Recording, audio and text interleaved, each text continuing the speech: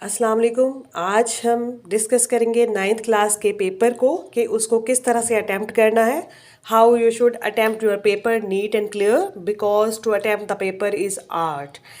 बच्चे जब question paper देखते हैं तो कंफ्यूज्ड हो जाते हैं समटाइम्स। वो यही सोचते हैं कि ये भी नहीं आता, ये भी नहीं आता। तो इस तरह से नहीं सोचना। Be confident. सबसे पहले तो जो आप पेपर को अच्छे तरीके से रीड आउट करें, उसके बाद आप टिक लगाएं। जो क्वेश्चन आपको सबसे ज़्यादा अच्छे तरीके से आता है आप सबसे पहले उसको राइट करें। जिसमें आपको ये लगता है कि आप मिनिमम मिस्टेक करेंगे वो क्वेश्चन सबसे पहले आप करें।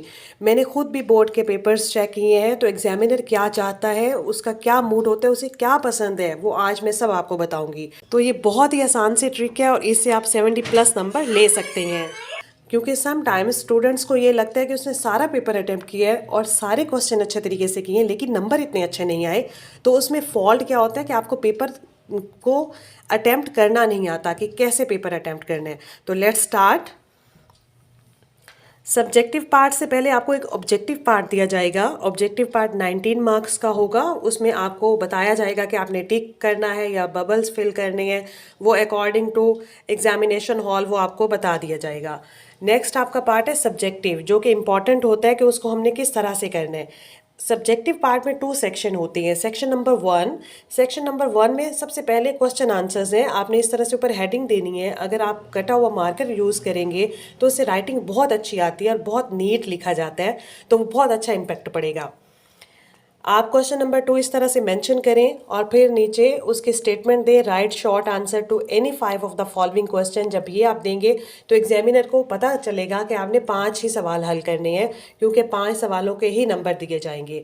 तो इसी तरह से क्वेश्चन आप मेंशन करें कि what type of land is Arabia, फिर क्वेश्चन मार्क लगाएं, फिर आंसर आप लिखें और फिर जितने भी आपने क्वेश्चन लिखने हैं क्वेश्चन आंसर्स आप उसके स्टेटमेंट दें, आंसर लिखें और फिर एक लाइन लगा दें कि क्वेश्चन नंबर 2 आपका एंड हो गया है।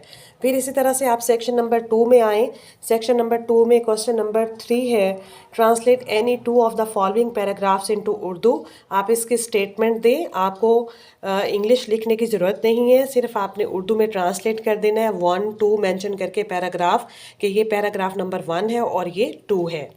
नेक्स्ट है question number 4, write down the summary of the poem. Poem का नाम लिखें और समरी को लिखना शुरू कर दें।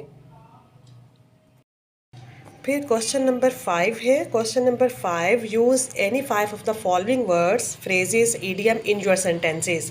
आप सबसे पहले वो जो वर्ड है उसको मेंशन करें और उसके बाद सेंटेंस लिखें। इसी तरह से जो आपने 5 लिखने हैं उनको आप अरेंज करके लिखें। फिर लाइन लगाएं। फिर question number 6, write a letter to your, जिसको भी आपने लेटर लिखना है, क्योंकि इसमें चॉइस होती है लेटर, स्टोरी या डायलॉग, तो आप उसी तरह से मेंशन करें और उसके पैटर्न के अकॉर्डिंग आप उसको लिखें और फिर लाइन लगा दें एंड पे।